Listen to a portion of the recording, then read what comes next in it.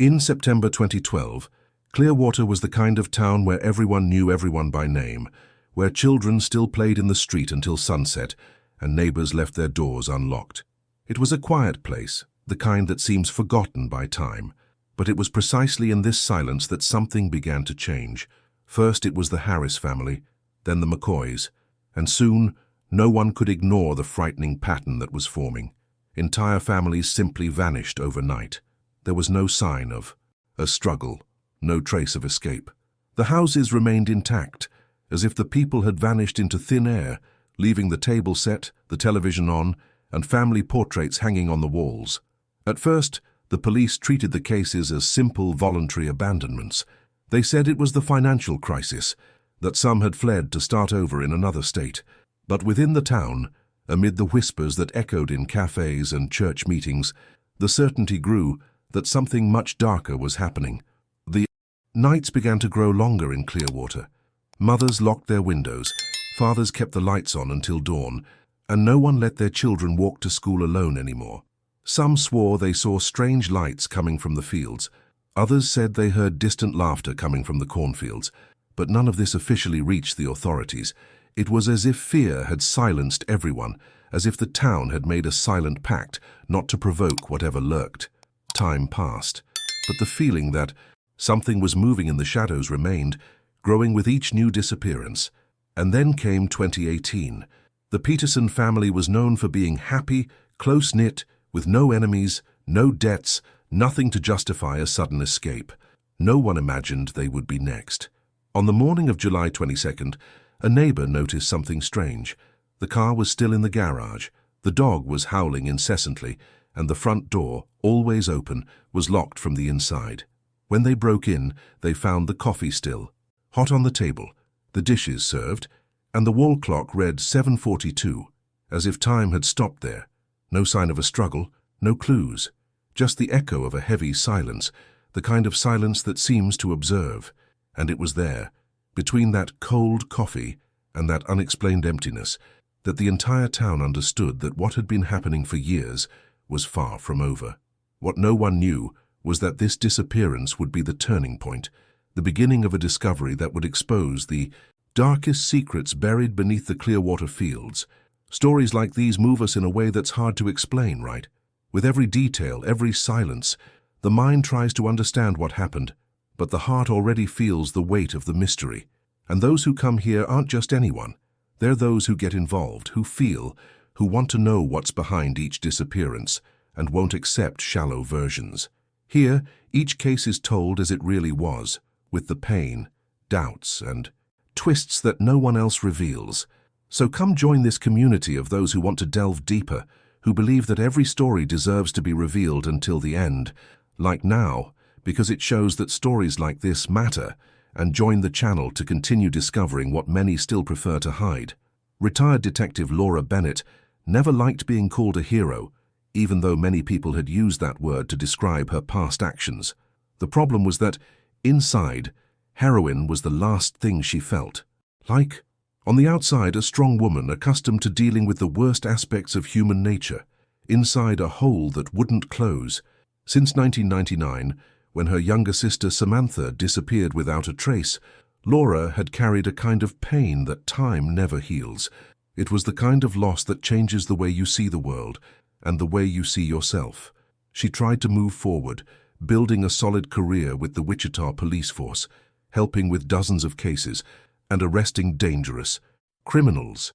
But no matter how much time passed, each new disappearance brought back her sister's smiling face in old photos, as if the past were always there, just waiting for a chance to return. After retirement, Laura swore she would leave it all behind. She sold her house and moved to a simple property far from the noise of the city. She tried to cultivate a garden, adopt a calm routine, live what she called an ordinary life. But inside her, nothing was ordinary. The sound of a siren, a missing persons report on TV, even a suitcase left on the side of the road, everything reminded her. It was as if the universe took pleasure in poking at a wound that never quite healed.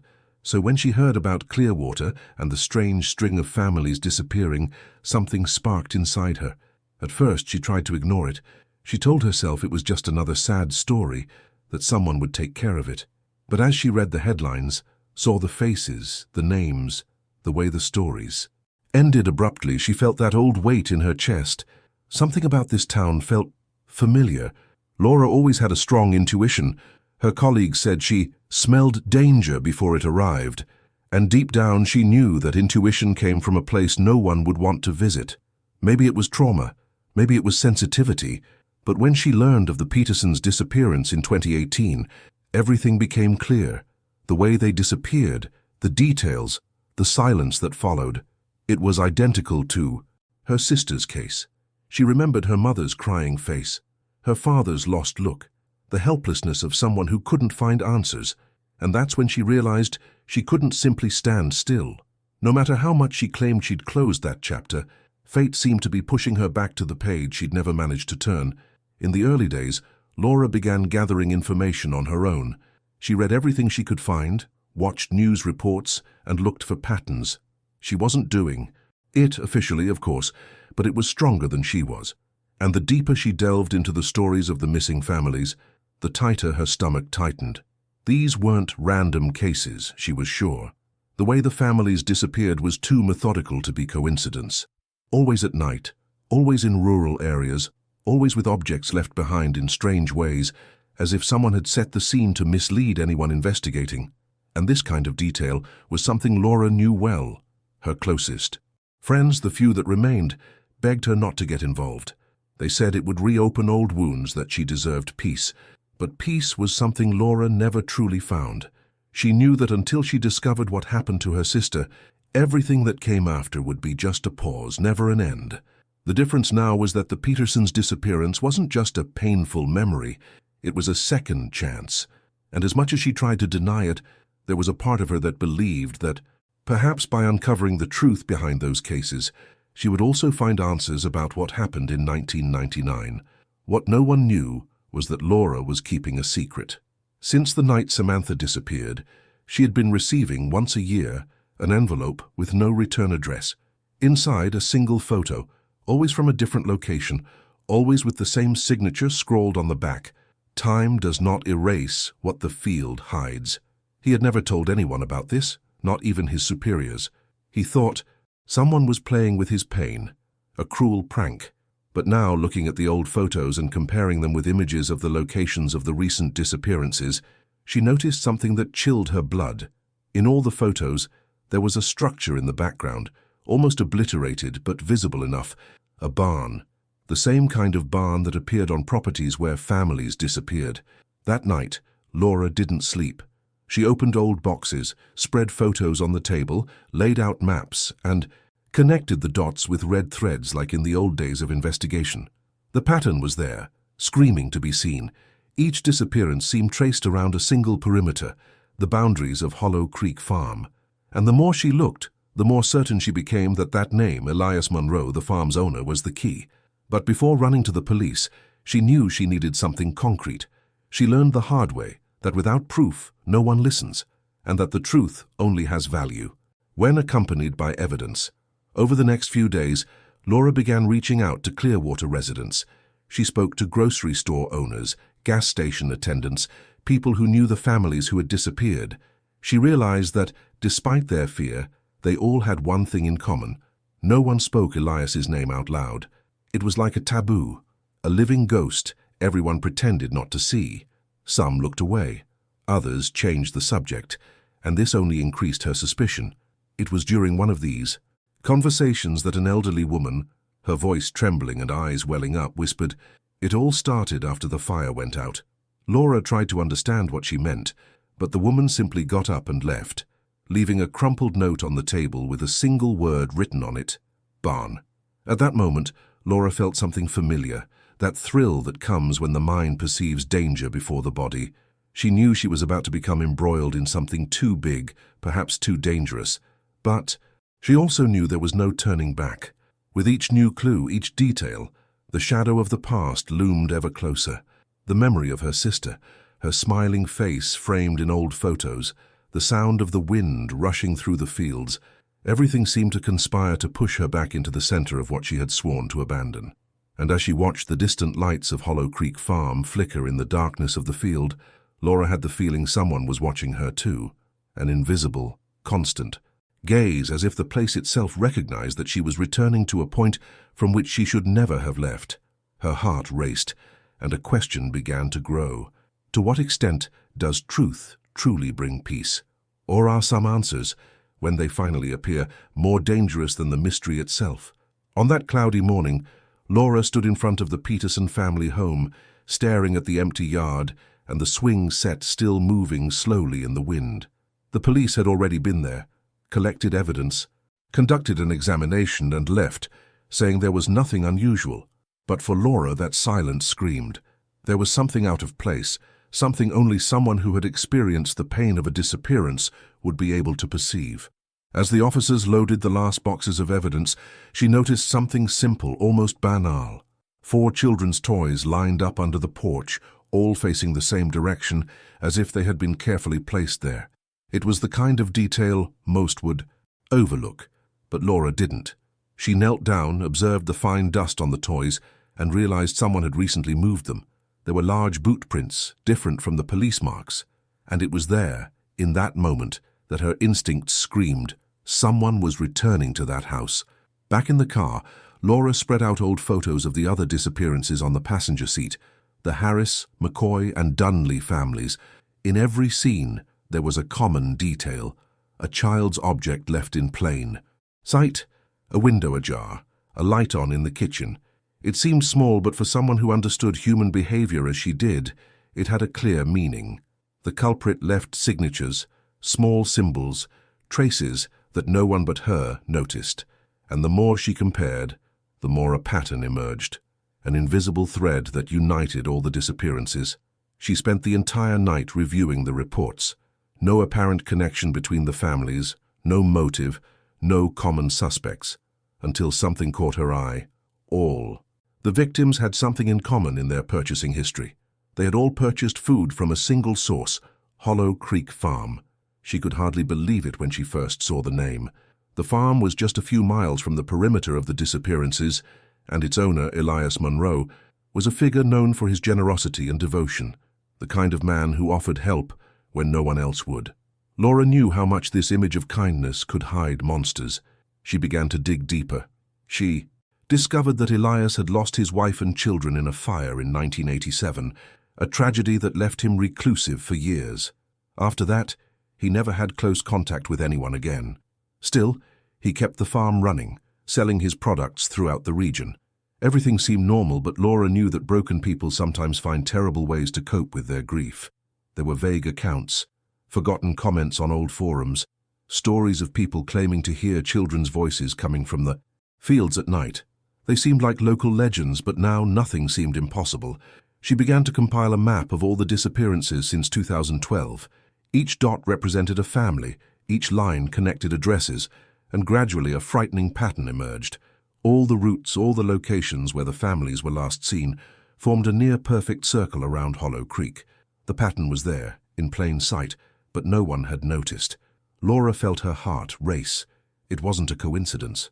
This was methodical, calculated, done by someone who knew the territory precisely, and at the center of it all, the farm. The next day, she returned to Clearwater, this time undercover, posing as an independent reporter surveying rural communities. She spoke with residents, observed the surroundings, and noticed something that deeply disturbed her.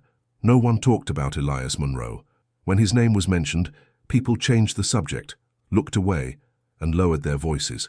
It was as if the man were a shadow, a collective secret no one dared to face. And it was this reaction that confirmed everything she already suspected. That night, Laura parked her car a safe distance away and surveyed the fields through binoculars. The farm seemed ordinary, even too ordinary. Sheds, silos, farm machinery. But then, between one gust of wind and the next, she saw something. A light moving within the cornfield, as if someone were walking slowly with a flashlight. The clock read 2:43 a.m. No farmer would be there at this hour. Her heart raced. She wrote everything down, recorded a short video, but something inside her told her this was just the beginning. Back in her motel room, she spread the papers out on the bed, trying to make sense of what lay before her. It was as if, finally, the pieces were beginning to fall into place. It felt like being on the brink of a revelation that could change everything, and also destroy everything. Because deep down, Laura knew that once you start to see a pattern, there's no going back. With each discovery, the line between truth and obsession grows thinner, and as she stared at the map covered in notes, a memory came back like a punch. The line scrawled on the anonymous photos she'd been receiving for years. "Time does not erase what the field hides." She read that sentence again slowly and realized that maybe it wasn't just a prank. Maybe it was a warning. The room was silent, the ticking of the clock keeping time with her rapid breathing. Outside, the wind made the cornfields move like dark waves. Laura knew she had found a pattern, but she also knew that when someone tampers with long-kept secrets, danger soon emerges. And deep down, a question lingered in her mind as the distant sound of the fields seemed to slowly approach. What really lay beneath those lands that no one dared to investigate? Laura woke with her head throbbing, her body exhausted, and a stack of notes scattered across the table in her small motel room. The sun was already shining through the torn curtains, and the cold coffee beside her was the only proof that the previous night hadn't been a nightmare. She had already pieced together the puzzle, already knew where the dots met, but now came the hardest part, getting someone to listen. That was what always irritated her more than anything, the feeling of screaming in the middle of an open field and no one listening. And that was exactly how she felt when she walked into the Clearwater police station with her report in hand. Sheriff Tom Halper, a middle-aged man with more belly than patience, listened only for the first few minutes before interrupting her with that smile of someone who thinks they're dealing with a conspiracy theory. He leaned back in his chair, crossed his arms, and let out a long sigh, as if he'd already decided none of this was worth his time. "Laura, with all due respect, but we're past that. The investigation is closed. No evidence of foul play. These families probably fled. It happens more than you think," she tried to argue, talking about the photos, the footprints, the coincidences with the farm, but he didn't even look at the documents. He just shook his head, repeating that the case was out of jurisdiction. And when she persisted, he uttered the phrase that took her breath away. "Maybe you're still mixing things up because of what happened to your sister." That sentence hit home. Laura remained silent for a few seconds, staring at the sheriff with a firm gaze, trying to contain the anger that rose like fire. He didn't know what it was like to lose someone and have to keep pretending the world still made sense. He didn't know what it was like to see the same mistakes repeated and the same people ignored. She took a deep breath, gathered her papers, and left the police station without looking back. Outside, the wind blew hard, stirring up dust from the road, and the feeling of helplessness mixed with anger. She had experienced this before. The disbelief, the neglect, the same invisible wall between those suffering and those who should help. In the car, she stood still for a few minutes, staring at the horizon. For a moment, she considered giving up, letting the authorities continue sleeping while evil lurked in the open. But her sister's face appeared again, that shy smile in a faded photo. The memory of her always returned in the moments when Laura most wanted to give up, as if Samantha were trying to guide her somehow. And it was in that moment that Laura understood she didn't need permission. She never had. If no one was going to take what she discovered seriously, then she would go all the way. He started the car and drove to the nearest gas station. He bought batteries, a new notebook, and a bottle of water. In the back seat, the map covered in red markings seemed a constant reminder of what was at stake. She knew what she had seen. She knew those coincidences were more than chance. But now, without the support of the police, she would have to walk the fine line between investigation and madness, and that scared her more than she cared to admit. As she drove back to the motel, she thought of all the times the system had failed her, of the shelved reports, of the families who begged for answers and were treated like hysterics. She herself had been part of this system, had seen how many truths are buried under bureaucracy and convenience. Now she was on the other side, the side of those disbelieved, the side of the people the system chooses not to listen to. And it was in that moment, with the sun disappearing behind the crops, that Laura made a silent promise. She wouldn't stop, no matter the cost, no matter how many called her crazy. She had seen too much to pretend otherwise. Back in her room, she opened her laptop and began listing her next steps. She needed real proof, something to dispel the voluntary escape narrative. She considered cameras, drones, and surveillance of the farm. But first, she needed to understand the depths of Elias Monroe's true reach, who he knew, what he was hiding, what lay behind that religious farmer's facade. And deep down, Laura felt like time was running out. There was something about the way the families disappeared, a precise, almost calculated interval, as if following a timetable only the guilty party understood. And that interval was about to repeat itself.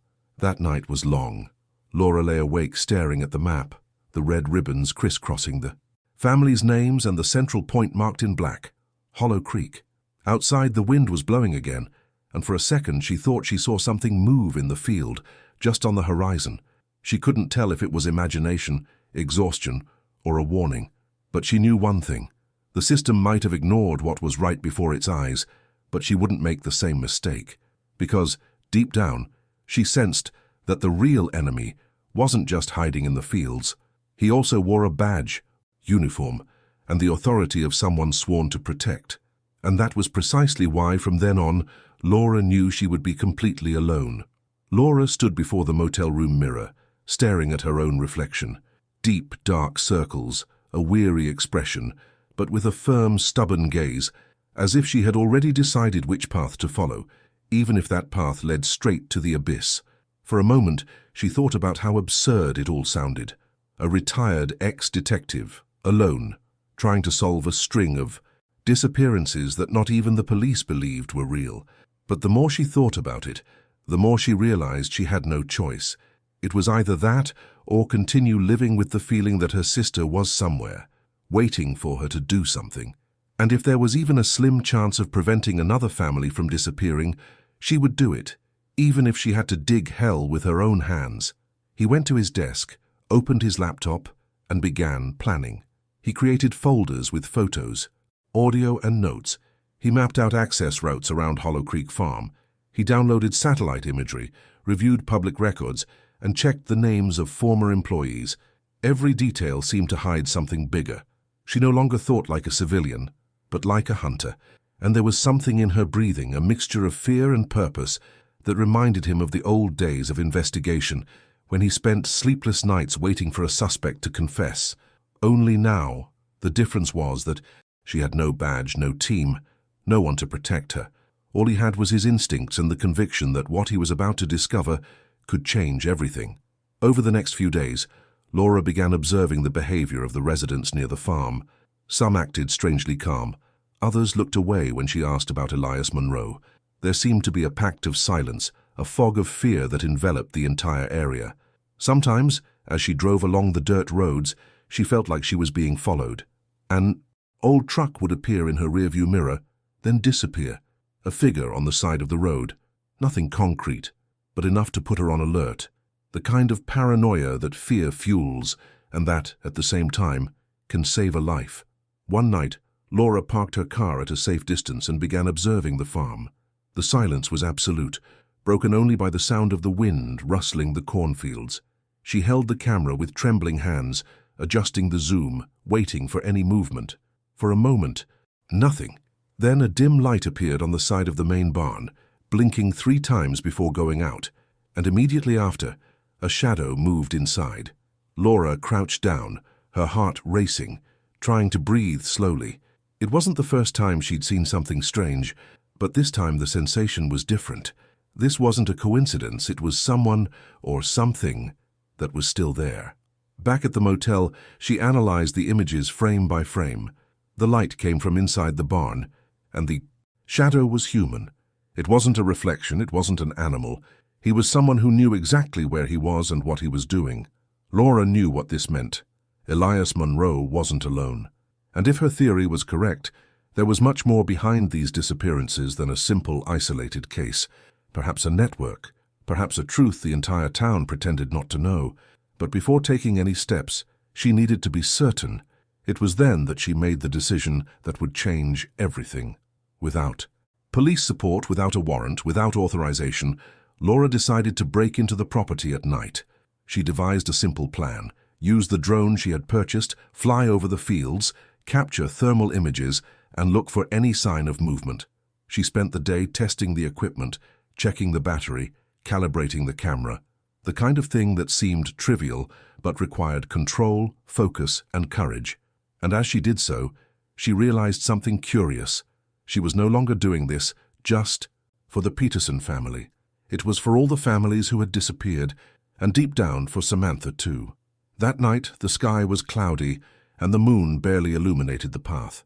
Laura drove slowly down the dirt road, her headlights low to avoid attracting attention. She parked the car nearly a kilometer from the farm, grabbed the drone, and began walking. The cold air bit her face. The distant sound of crickets seemed louder than usual. Each step was calculated, each breath measured. When she finally reached a nearby hill, she positioned the drone and launched it into the air. On the controller's screen, the heat map showed a completely dark area, except for a red dot pulsing faintly behind the barn. She zoomed in on the image. The heat seemed to be coming from underground, as if there were a hidden entrance or some kind of structure beneath the farm. Laura felt a shiver run down her spine. It didn't make sense. The farm was old. There were no records of tunnels or cellars. But the image was there, pulsing, alive. She watched for a few minutes, until the drone began to lose signal and the screen went black. She tried to reconnect without success. The entire system froze, and it was at that moment that a sound made her freeze, the sound of an engine coming from the road. She turned off the lights, ducked behind the car, and waited.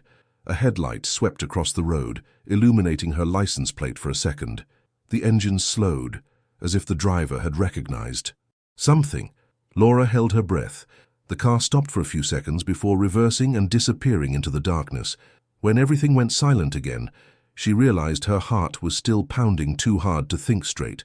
She grabbed the drone back, got in the car, and drove quickly back to the motel. On the way, she couldn't stop thinking about that image, that red dot, that pulse coming from the ground. It was as if something were alive down there. And inside her, a certainty began to grow. She was on the right path. Whatever was hidden in the fields of Hollow Creek, Elias Monroe knew. And Laura, even though she didn't want to admit it, knew that crossing that line meant something bigger than a simple investigation. It was the beginning of something she might no longer be able to control. The following days were a test of Laura's endurance. Her body was already showing signs of fatigue, her head ached, and sleep came in short bursts, always interrupted by nightmares that seemed to blend past and present. Sometimes she dreamed of Samantha, her sister standing in the middle of a field, calling her name, but her voice was muffled, distant, as if coming from underground. Other times, she woke in a cold sweat, with the feeling that someone was standing at the foot of the bed watching. She tried to rationalize, telling herself it was just stress, that she needed rest, but deep down, she knew that was the price of obsession, and it was already too late to stop. During the day, she would wander around the neighborhood under the pretense of photographing the landscape, pretending to be a writer, researching rural towns. This was how she gathered information without arousing suspicion, but the closer she got to people, the more she realized how much Clearwater was a place of contained fear. People spoke little, looked back before responding, and always ended conversations with vague phrases like, "These things happen around here," or "It's best not to mess with what's quiet." This apathy began to eat away at Laura, because it was all too reminiscent of her own family's behavior years ago, when everyone gave up looking for Samantha. That night, as she reviewed the drone footage, she heard a noise coming from outside. A sharp crack, then light footsteps. Her heart raced. She walked to the window, slowly pulled back the curtain, and saw something that made her freeze, the broken car mirror and a folded sheet of paper under the windshield wiper. Her hand shook as she descended the motel stairs, her stomach churning with a mixture of fear and anger. She opened the paper right there, in the cold, early morning wind. The letters were shaky, handwritten. "Stop digging what should stay buried." No signature, nothing to reveal who left it. But Laura recognized the pattern of fear. It was the kind of warning that only appears when someone is too close to the truth. The next morning, she went to Sheriff Halper to show him the note. He looked at it, shrugged, and said it was probably some teenager trying to scare her. Laura realized that persisting would be futile. She left with the same frustration she'd felt years earlier when the police officially declared her sister's case closed. The difference was that now she was no longer the desperate sister. Now she was a woman who had seen what no one else wanted to see. Back in her room, she sat on the edge of the bed and let her body slump back, staring at the stained ceiling. Everything felt heavy. The isolation, the distrust, the constant fear of being watched. She tried to stay clear-headed, but the line between investigation and paranoia was beginning to blur. She missed having someone to share the weight of it all with, someone who believed in her without judgment. But every time she thought about asking for help, she remembered the sheriff's words and the way he'd looked at her, like someone seeing a broken woman trying to make sense of her own pain. And maybe he was right. Maybe part of it really was about Samantha. Only now what she felt was different. It wasn't just longing. It was the certainty that this story was somehow connected to her own. Exhaustion set in when she realized she was losing track of time. Days and nights blurred together. Food was tasteless. Sleep was accompanied by voices. At every noise in the motel hallway, her body reacted with alarm. Living like this was a kind of silent torture, an invisible prison she'd built herself. But even with all that, she couldn't stop, because every time she thought about giving up, something new would appear. A piece of information, a coincidence, a small detail, but enough to reignite the fire. It was as if the case was pulling her deeper into it, trapping her ever deeper. One afternoon, as he was examining the map spread out on the table, something caught his eye. A small, almost faded strip of a secondary road connecting the Hollow Creek property to an old, abandoned warehouse. The place wasn't in the most recent records, but it did appear on old city maps, and the date of its decommissioning coincided with the first disappearance in 2012. Laura felt her heart race. He drove over. The warehouse was overgrown with weeds, with broken windows and rusted doors, but there were fresh tire tracks in the dirt. He entered slowly, the flashlight trembling in his hand. The air inside smelled strongly of damp and metal. On the ground, she saw something that made her stop, a piece of blue children's fabric, with a bear design, identical to the one in the Petersons' childhood photo. Laura knelt, carefully touched the fabric, and felt goosebumps crawl all over her body. This couldn't be a coincidence. She hurried away, her mind racing. Her fear was great, but her anger was even greater. And deep down something else was growing alongside it, a dangerous feeling that she was becoming too alone with her own truth. Alone to trust, alone to decide how far she could go. That night, as the clock struck 2:17, tempted, Laura sat in the dark, listening only to the distant sound of the wind. Every shadow on the wall seemed to take shape. Every crackle made her heart race. Her tired mind began to play tricks, confusing reality and memory. And it was in this wakeful state that she realized something that chilled her blood. Someone had been in her room. Her laptop was open, but the map file, the main one, with all the connections to the disappearances, was gone. The mouse, which she always kept on the right, was on the other side of the desk. There were no signs of a break-in. Laura stood still for a few seconds, her skin crawling. Whoever had entered the place knew exactly what to look for, and if they knew that, they also knew she was getting too close. Her breathing grew heavy, her thoughts scrambled. She was being watched, there was no doubt about that. But what frightened her most wasn't that. It was the growing certainty that somewhere along this tortuous line between past and present, between truth and insanity, Samantha's face was beginning to blend with those of the missing families, and that maybe, just maybe, the answer she'd been searching for so long was much closer than she'd imagined. To the town, Elias Monroe was the kind of man everyone described with short, flattering phrases. Hard-working, religious, reclusive, but polite. That's how they introduced him, almost as a predictable small-town character, the quiet farmer who went to Mass on Sundays, donated food baskets to the church, and rarely appeared at parties or public events. But behind this image, built over the years, there was a shadow that Laura felt growing with each new piece of information she uncovered. It was the kind of shadow you don't see directly, but leaves traces, small echoes of something that doesn't quite match the cordial face everyone describes. She began investigating Elias's past, and the more she dug, the more layers his profile gained. The son of farmers, raised in the same fields. Where he now ran Hollow Creek Farm, he had married young to a local teacher, Margaret, with whom he had 2 children. But in 1987, a fire destroyed the farm's main house and killed his wife and children, an episode that to this day divided the town between those who believed it was an accident and those who swore it was something much darker. The detail that always went unnoticed was that, on the day of the fire, Elias was out of state and only returned the next day, finding everything reduced to ashes. Since then, he had changed radically. He stopped talking to neighbors, rarely went to the market in person, hired intermediaries for any negotiations, and maintained a permanent staff of a few, all from other cities, and never for long. In Laura's eyes, this tragedy seemed like the breaking point, the moment when the ordinary man became a living mystery. It was as if the pain had warped Elias from the inside out, creating a fissure in what had once been a normal life. And that wasn't all. Old documents showed that after the fire, he purchased several small properties around Hollow Creek, forming a belt of private land nearly impossible to cross without authorization.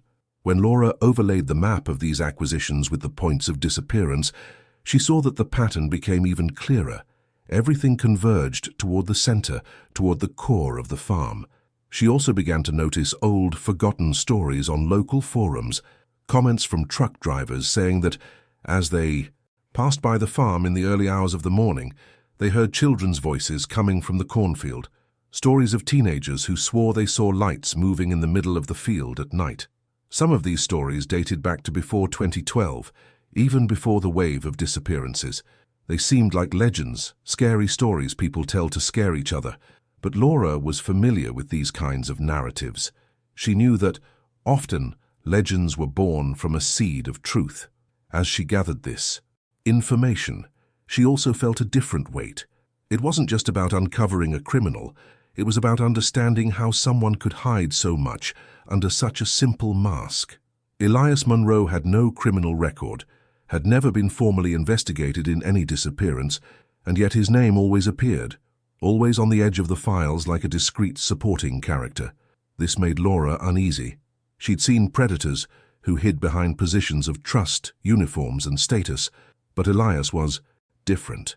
He had what they called social invisibility, a man with no declared enemies, no debts, no history, someone no one suspects because they simply don't look. On the days when Laura tried to convince herself she might be going too far, it was this profile that kept her alert.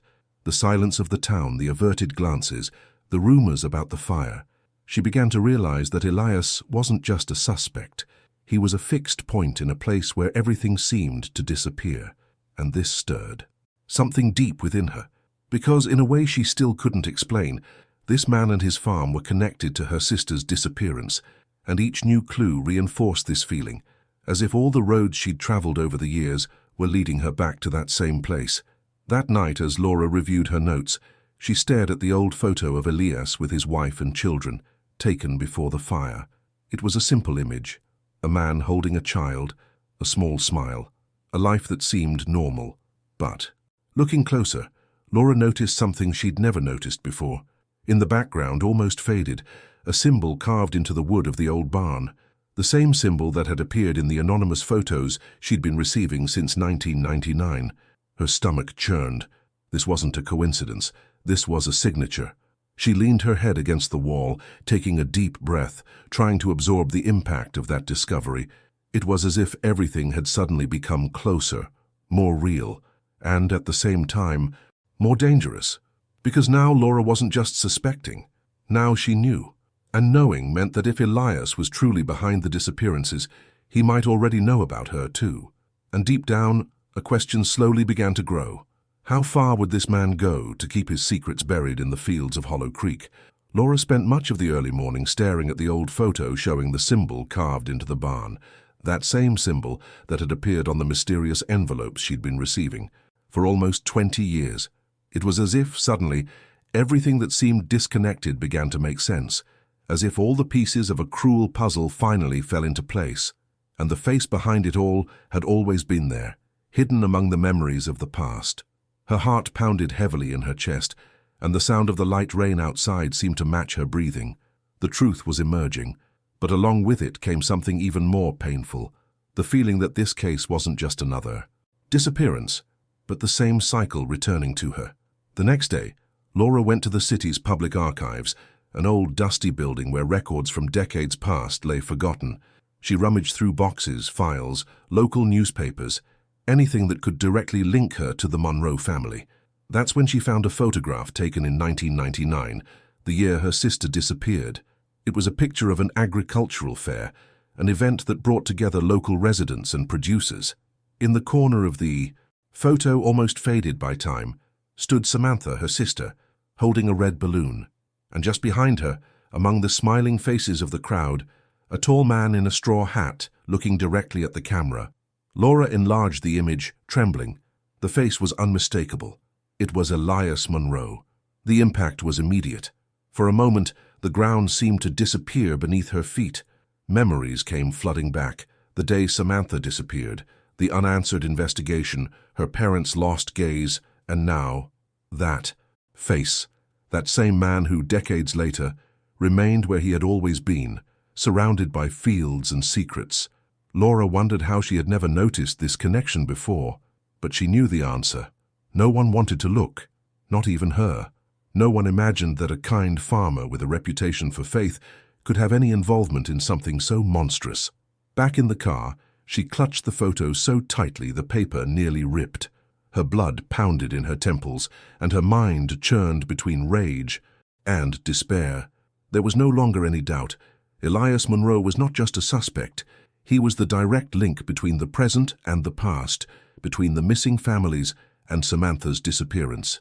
But what did he want? Why her? Why her sister? Questions piled up in her head like endless gunfire.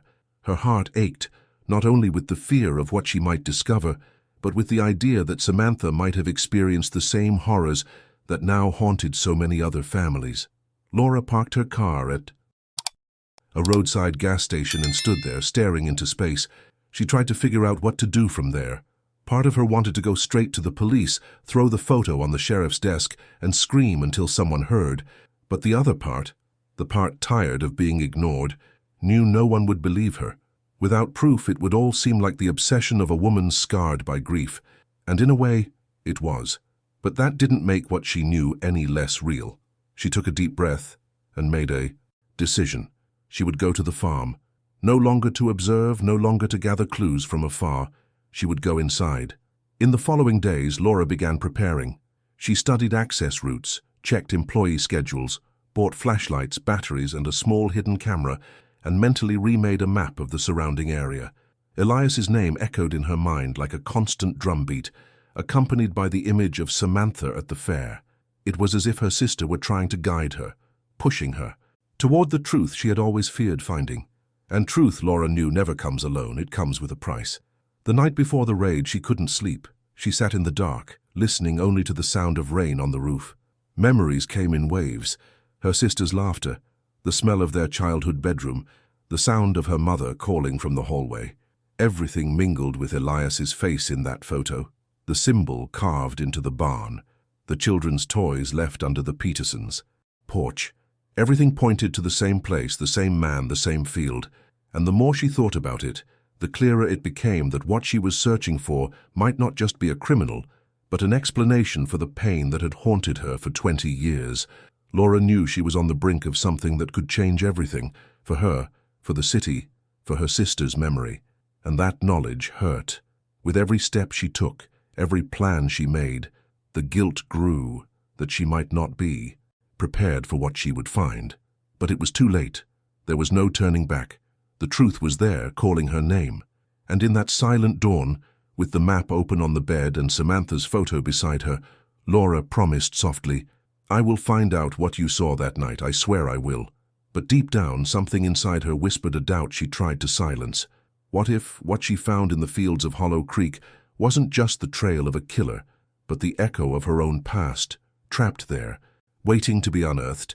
The next morning, the air in Clearwater felt heavier, as if the city itself knew what was about to happen. Laura woke before dawn, without needing an alarm clock. Her body ached, but her mind was alert. The photo of Samantha and Elias was still on the table, next to the map covered in notes, and the drone rested inside her backpack, charged, ready to fly.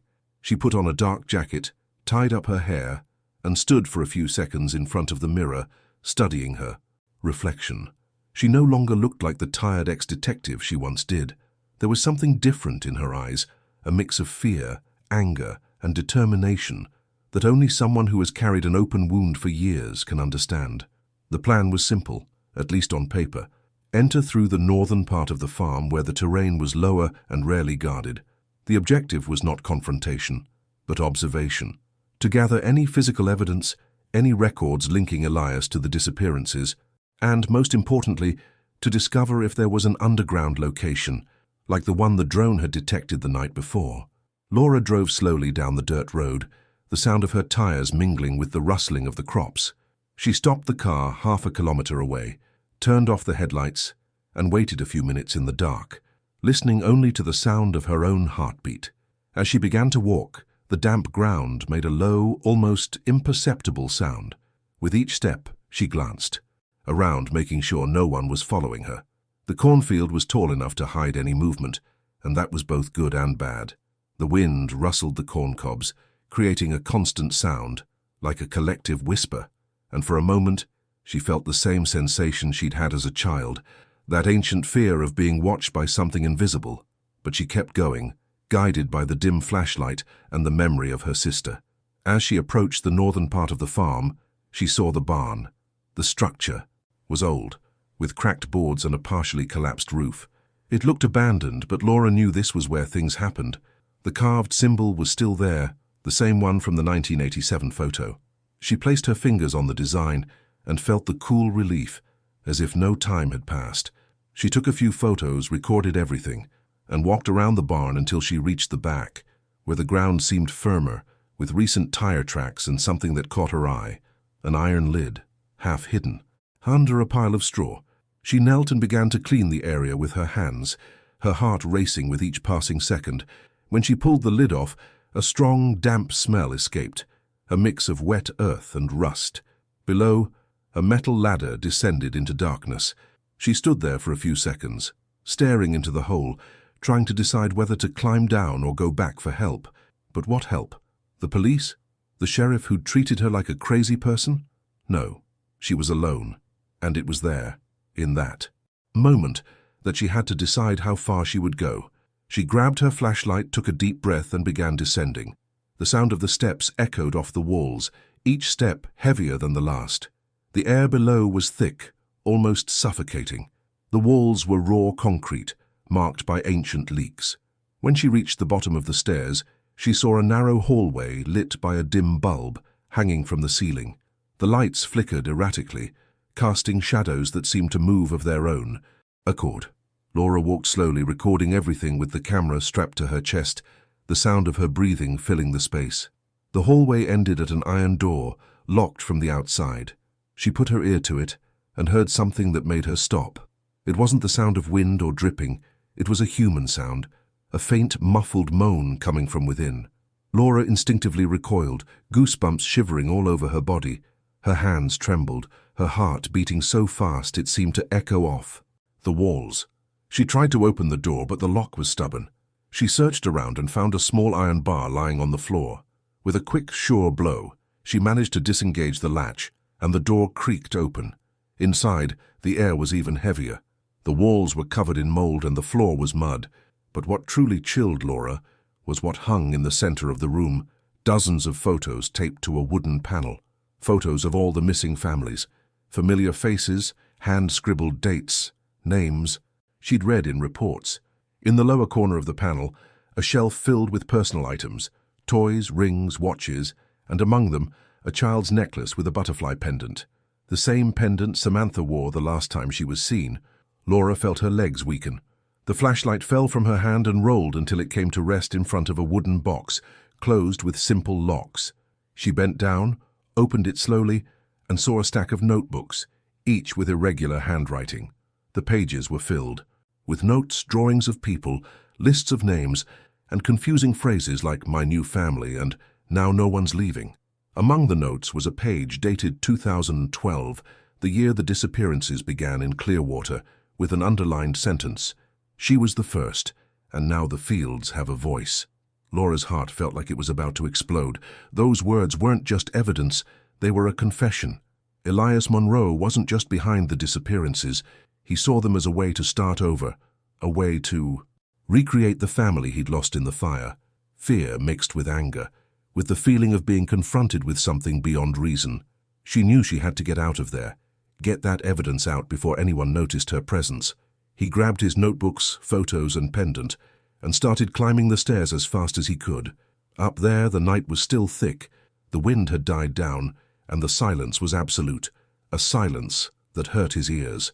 Laura packed everything into her backpack, took one last look at the barn, and noticed a detail she hadn't noticed before. There was an old security camera mounted high above the door. Her heart sank. Elias knew. He'd always known. That feeling of being watched returned with a vengeance, but this time it wasn't paranoia. It was real, and as she ran back to the car, flashlight trembling in her hand, the sound of her footsteps mixing with her breathing, a single question hammered in her head, louder than the wind, stronger than her fear. If Elias already knew she was there, how long would it take before he came after her?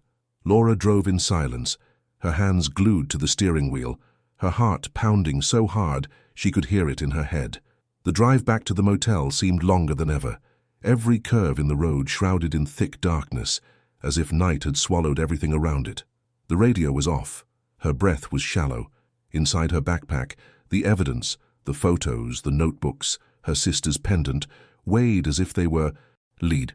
With each jolt of the car, the flashlight banged against the sides of her bag, and that metallic sound reminded Laura that now she had what she always wanted, the truth.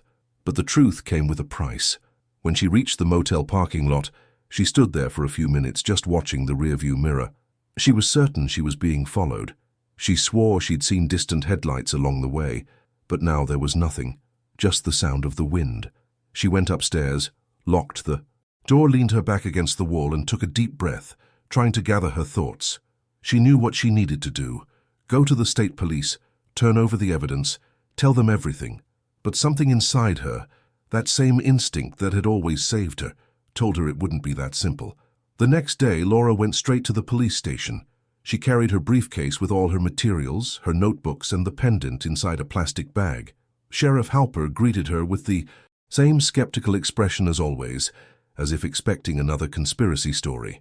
She laid everything out on the table, described what she'd seen in the basement of the farm, showed him the family photos, the notes, the dates, the personal belongings.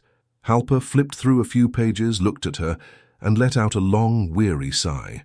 "Laura, I told you, this is private property. You didn't have a warrant to go in there. None of this has any legal value." The sentence hit Laura like a blow.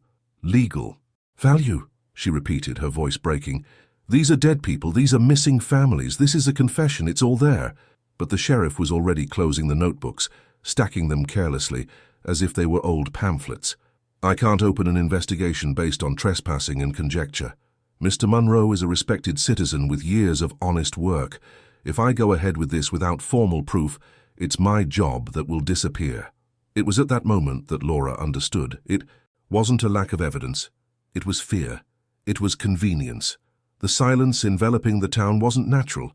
It was constructed, fueled by people who'd rather close their eyes than admit what was happening next door. And the sheriff was part of it. She stood slowly, her body trembling, and took the briefcase back from him. "Then I'll go alone," she said firmly, almost whispering. "And when it all comes to light, when someone else disappears, I want you to remember you had a chance to stop it." She left the police station without looking back. Outside, the sun seemed colder. The people on the sidewalk walked as if nothing were happening, as if the horror hidden in the fields were just a distant shadow. Laura knew she could no longer count on anyone. It was just her, the evidence, and an entire town willing to turn a blind eye. On the way back to the car, she noticed a man standing across the street, leaning against a lamppost, watching her carefully. He wore a dark cap and a brown jacket. When she looked at him, he simply turned and got into an old pickup truck. Back at the motel, the feeling of being watched grew stronger. She locked the doors and windows, triple-checking the locks. She placed her notebooks on the bed and began scanning the most important pages, planning to send copies to an old FBI contact, a young agent who still believed in her. But the computer froze. Black screen. Rebooted. Nothing. The internet was down.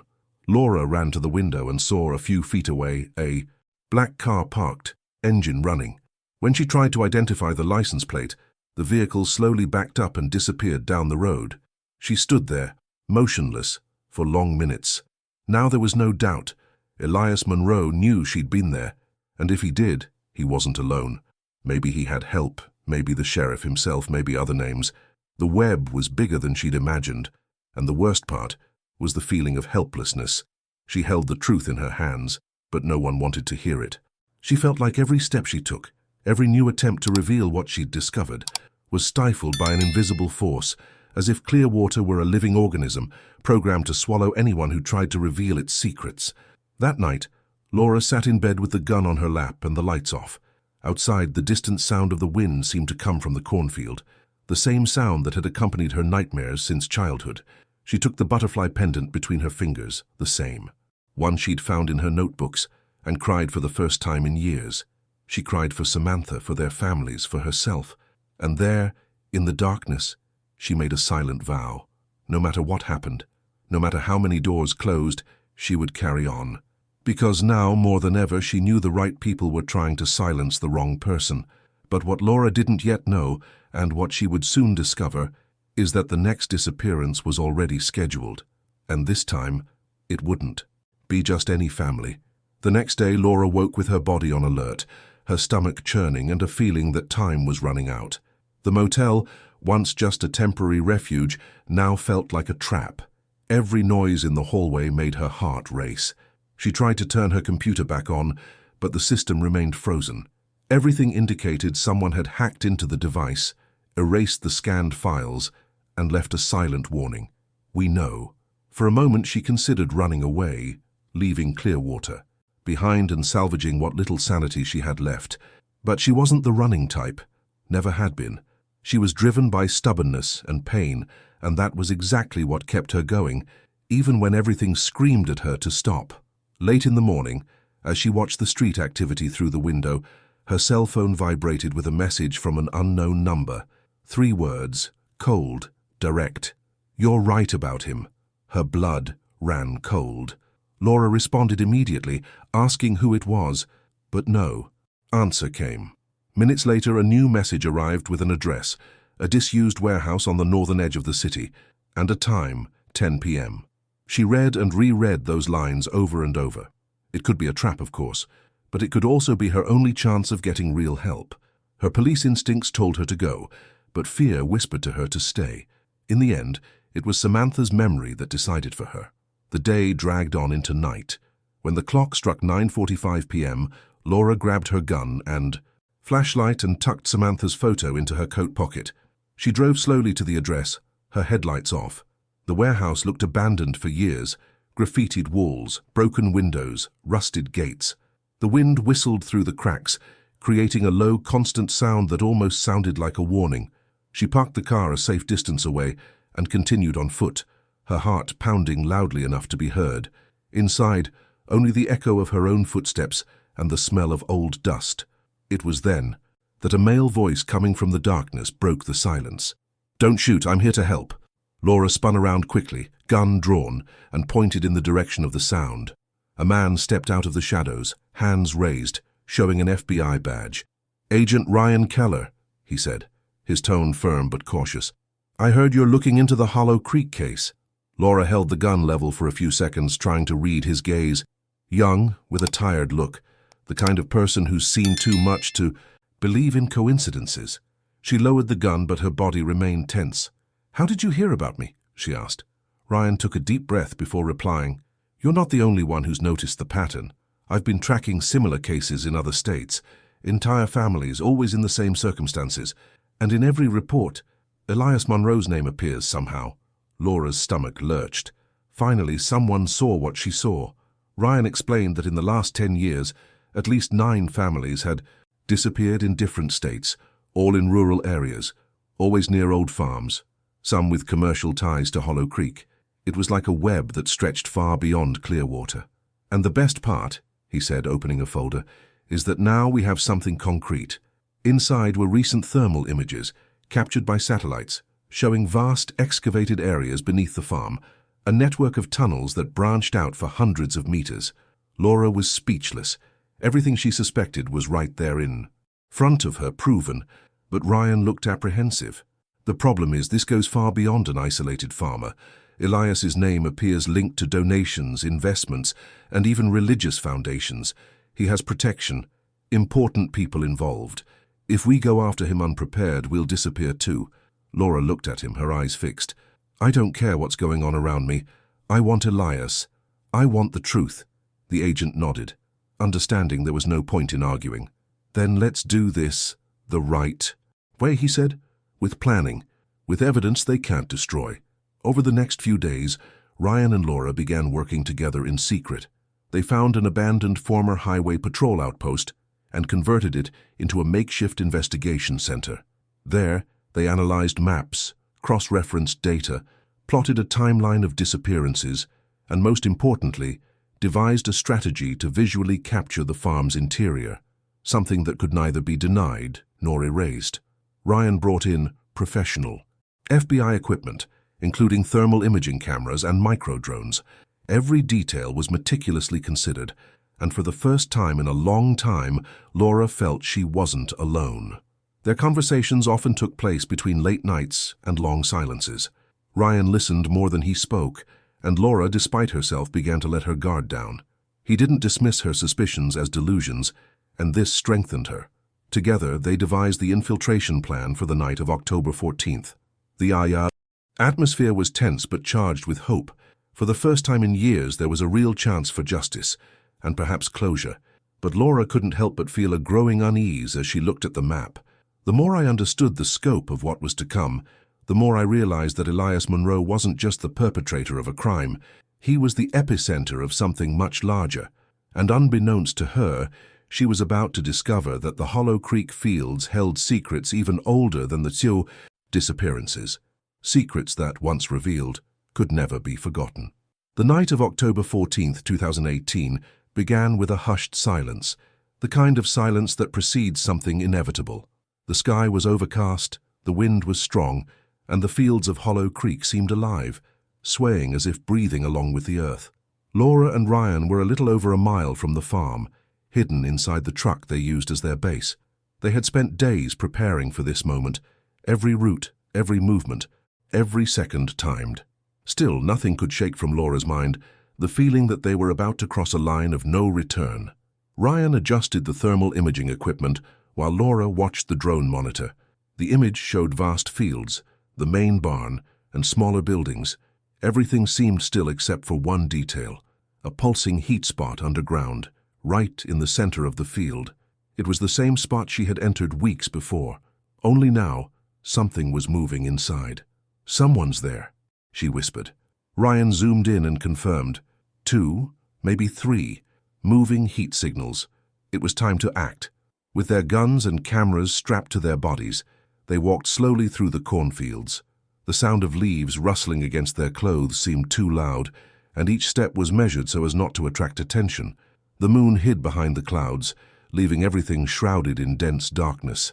As they approached the barn, the strong smell of damp earth and rust filled the air. The ow symbol carved into the wood was still there, illuminated by the faint reflection of the flashlight. Laura took a deep breath, remembering the day she had first touched that very carving. Now, she returned with purpose, and with reinforcements. Ryan used a tool to unlock the iron lid. The stairs still descended into the same cold darkness. A stifling wind rose, bringing a metallic, almost sweet smell that made Laura swallow hard. They descended carefully, flashlight in hand, their heavy breathing echoing off the narrow walls. Down below, the corridor remained the same, damp, silent, with small, flickering lamps. Only now something was different.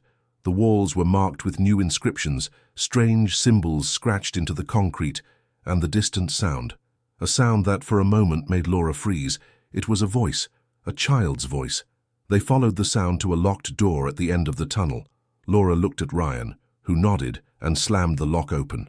The door creaked open, revealing a large room lit by hanging lamps. The walls were covered with photos, not just of the missing families, but of children, dozens of them, some clearly taken years before. In the corner were makeshift cages with iron bars and dirty mattresses, and in the center, a thin girl covered in a blanket. Laura ran to her and knelt, trying to speak calmly. "My name is Laura. It's okay. You're getting out of here." The girl looked up and in a weak voice replied, "He said he was coming back." Ryan checked the other cells. Some were empty, others had toys, children's clothing, and even drawings on the walls, all of them depicting the same figure, a man in a straw hat surrounded by cornfields. When he found a metal box containing documents, Laura noticed something engraved on the lid. Eternal Family Project inside were medical records, files with names, ages, and even behavioral notes. It was a system. Elias didn't just kidnap, he studied, controlled, and selected. He created his own family, replacing the ones he lost. Suddenly, a metallic clang echoed through the tunnel. Someone had opened the barn lid. Laura turned off the flashlight and motioned for Ryan to duck down. The footsteps were heavy, steady, rhythmic. A beam of light cut through the hallway. For a moment, everything stopped. Then Elias Monroe's voice echoed, calm, almost serene. "I knew you'd come back. They all do." His tone was that of someone talking to a loved one, not an enemy. Laura felt her entire body freeze. Ryan pointed his gun, but Elias didn't seem to be in a hurry. He walked slowly, his face half hidden by the flashlight's reflection. "You're digging holes you don't understand, Laura," he said, smiling. "I just wanted to restore what the fire took from me. Those families, they were empty, lost. I just gave them a home." With each word, the insanity rang clearer. He believed it. Ryan tried to move closer, but Elias backed away, pulling a gun from his waistband. The tension exploded in seconds. A shot echoed, ricocheting off the concrete walls. Laura pulled the girl behind a pillar as Ryan advanced. Another shot, a scream, and the metallic thud of something hitting the ground. When everything calmed down, Laura emerged from her hiding place. Ryan was on his knees, breathing heavily, his arm grazed by a bullet. Elias, lying a few feet away, still moved, his eyes glazed. "You don't understand," he murmured, blood dripping down his shirt. "The fields never sleep." Laura approached slowly, staring at the man who had for years lived hidden beneath a mask of normalcy. "The fields will rest now," she replied, her voice firm. He scooped the girl up in his arms and helped Ryan up the ladder. Outside, the wind blew hard, carrying the smell of rain and earth. Laura looked back at the open barn and felt a knot in her stomach. He knew it wasn't just a prison. It was a cemetery of stories, a mass grave for all the families no one sought. But that night, a life was saved. A girl, after years, breathed the fresh air. And as the police car headlights began to illuminate the distant field, Laura looked to the horizon and realized she had finally found what she was looking for, not only the truth, but confirmation that evil can dwell in the simplest of places and still seem invisible. But something inside her wouldn't let her rest. Amid the voices of the arriving team, the camera flashes, and the girl's cries, Laura felt an uneasy feeling. The sound from the tunnels was still there. A low, almost imperceptible, but real echo. Slow, distant footsteps coming from deep within the earth. And in that instant, she understood that the true horror might not yet be over. The sun was just beginning to rise when Laura left the farm. The sky, which had previously seemed like a heavy, dark blanket, was now tinged with orange and grey, revealing the expanse of devastated fields. The lights of police cars flickered like broken heartbeats amid the cornfields, and the air still carried the damp scent of newly opened earth, the scent of secrets finally coming to light. Ryan, injured but conscious, was being tended to by paramedics while FBI agents searched the property. The rescued girl was wrapped in a blanket, sitting beside one of the cars, her gaze lost as if she still hadn't grasped the full extent of the nightmare she'd just escaped. Laura walked slowly, her heavy boots sinking into the mud, unsure of where to go. Her body ached, her head throbbed, but her mind remained awake, trapped in every image she had just seen. Family photos, toys, names scrawled on the walls, all there jumbled together, reduced to memories, and among them, the butterfly pendant that now hung around her neck. It was the silent symbol of a promise fulfilled, and at the same time of a wound that would never heal. An officer approached and asked if she needed help, but Laura just shook her head. She wanted silence. She wanted distance. She wanted to understand what was left of her after all this. She walked to the barn one last time, taking in the details that now seemed banal. the weathered wood, the carved symbol, the tools scattered across the floor. Everything seemed too calm, too ordinary, as if the horror had been swept underground along with the victims. She pressed her hand against the wall and closed her eyes. For a moment, she listened to the sound of wind passing through the cracks and could almost swear she heard Samantha's voice, a soft, distant call, like that of someone finally finding rest. But rest wouldn't come, not even for her, because deep down I knew that justice doesn't bring peace. It only fills the void with something else, with questions, with guilt, with the knowledge that nothing erases what was done. Elias Monroe's face, now plastered across newspapers and TV screens, didn't represent victory. It represented the collective failure of all who ignored the signs. It represented the authorities who didn't listen, the neighbors who remained silent, the eyes that turned away. And somehow it also represented the part of her that never knew how to stop searching, even when it cost her what little of herself she still had. While the experts gathered evidence, Laura walked to the edge of the field, where the wind was strongest. The sound of sirens mingled with the bird song that had reappeared, as if the world outside continued as normal, indifferent to what was happening underground. She looked at the horizon and thought of the girl she had rescued, Emily Peterson, now alive but scarred. She thought of the families who would never be reunited. She thought of Samantha.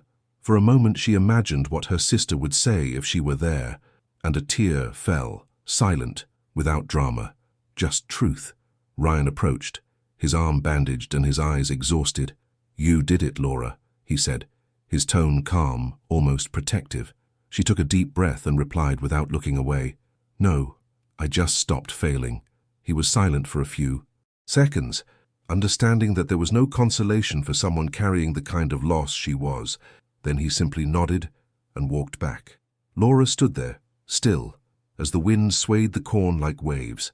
Shortly afterward, as the patrol cars began to leave, Laura got in her car and drove out of town. She passed the rusted "Welcome to Clearwater" sign and, for the first time, didn't feel like looking back. The cracked asphalt reflected the first rays of sunlight, and each mile seemed to take a bite out of the weight she was carrying. But deep down I knew it wasn't the end, it was just a pause, because the kind of evil she saw there doesn't disappear. It hides, it changes form, it seeps into the cracks of everyday life. Stopping at a gas station on the highway, she pulled out her phone and opened Samantha's photo. She touched the screen with trembling fingers and whispered, "I managed to find you, somehow." She put the phone away and for a brief second thought she could breathe, but when she glanced in the rearview mirror, she saw something that made her stomach churn. In the dusty windshield of the car, reflected behind her, the shadow of the barn. And, as impossible as it was, the carved symbol seemed to be there too, etched in the dust. She blinked and the reflection vanished. She stood there looking in the mirror for a while, her heart racing, until she finally started the car. The engine roared, and the road opened up ahead. Laura didn't look again. She just kept going, the wind in her face and the sun rising behind her. But within that silence, between the sound of the engine and the distant rustling of the corn, a certainty grew. Stories like that never truly end. They just wait for the next name to begin again. In the months that followed, Clearwater returned to its former self to the eyes of those who passed by quickly, a sleepy town surrounded by endless fields, where the wind still sings through the cornfields and time seems to slow. But for those who lived through what happened there, nothing was ever the same again. Hollow Creek Farm was isolated, and excavations revealed tunnels, bones, personal belongings, fragments of lives that had vanished into silence. The headlines raced across the country for a few weeks, then faded, swallowed up by new tragedies. The world moved on, but Laura didn't. She retreated from the cameras, refused interviews, and disappeared again. This time, by choice. She settled into a small house near Wichita, on a tree-lined lot, far from the noise of the streets and curious voices. Sometimes she would walk out into the field at dusk and stand there, watching the sky change colors, trying to understand where justice ended and redemption began. The Hollow Creek case had become a landmark in Kansas criminal history, but for her, it was just the end of a cycle that had lasted nearly 20 years. The scars, however, never healed. The pain came in waves, sometimes silent, sometimes brutal. Some nights she would wake to the sound of voices, or maybe just memories whispering her name. She dreamed of the tunnel, the damp hallway, the girl who looked at her and said, "He said he'd come back." And she always woke in a cold sweat, her heart racing, her eyes searching for something in the darkness that was never there. In those moments she remembered the words Elias uttered before he died, "The fields never sleep." As much as she tried to ignore it, part of her believed he was right. One day he received a letter with no return address. The envelope was plain, the same kind of paper he'd received before, with shaky handwriting. Inside was a single photograph. It was an old picture of the farm, taken from a distance, with the barn partially in ruins. But the detail that made her stop was another. In the bottom corner of the image, a small human shadow seemed to be watching the field. She couldn't see the face, but Laura felt the same old shiver run down her spine. It could be a setup. It could be a coincidence. It could be just another prank. But her instincts told her otherwise. She put the photo in a drawer, along with Samantha's pendant, and decided not to tell anyone. Not out of fear. Fear was already a part of her, but because she understood that certain truths don't need to be exposed again. Even so, every night she locked the windows, checked the doors, and left a light on in the hallway. It was an automatic gesture, a way of telling her subconscious that the danger was in the past, even though she knew the past never stays where we leave it. Months later, a documentary about the case aired. The crew insisted she participate, and after much resistance, Laura agreed, not out of vanity, but because she believed the victims deserved a voice. The interview was recorded in a small studio, lit only by soft lighting. In the video, she appears serious, with a distant look in her eyes. The interviewer asks what you learned from all that. Laura pauses for a long time before answering. "I learned that evil isn't a monster hiding under the bed. It drinks coffee with us, smiles on the street, goes to church. And when we finally recognize it, it's already too late." The camera focuses on her face, and for a few seconds, she remains silent. Then she concludes, "The worst part isn't the fear, it's the silence. It's when no one wants to listen." The scene ends there, with Laura looking down, and the sound of the wind in the background, the same wind that once blew through the fields of Hollow Creek. In the end credits, there is a simple dedication to Samantha and to all who still wait to be found. And as images of the ruined farm flash across the screen, there's a detail few notice: a solitary figure walking among the cornfields, nearly obscured by the fog. Perhaps just a shadow, perhaps a lens flare. But for those familiar with the story, it's impossible not to feel a chill, because deep down, the question that echoed after the incident, and which Laura was never able to answer, remains alive. When evil is buried, does it really stay down there? Stories like this leave a mark, don't they? We finished the video with a heavy heart, but also with that feeling of having understood a little more about how far fear and hope can go. Now you're among those who know the truth behind the Hollow Creek camps, and this, in one way or another, changes the way we see the silence of small towns, the looks of our neighbors, and what might be hidden behind a seemingly ordinary life. This video brought to light emotions, mystery, and that butterflies in the stomach feeling that only those who love true stories of disappearances and revelations understand, and that's why your gesture matters. Liking and subscribing is your way of keeping this story alive, of making others feel the same chills you felt just now. Write your words in the comments below. True, to show that you also believe that no story should remain buried. And leave it at that, because the next video will take you even deeper. There are secrets that have not yet been revealed, and what comes next is just the beginning of something even darker.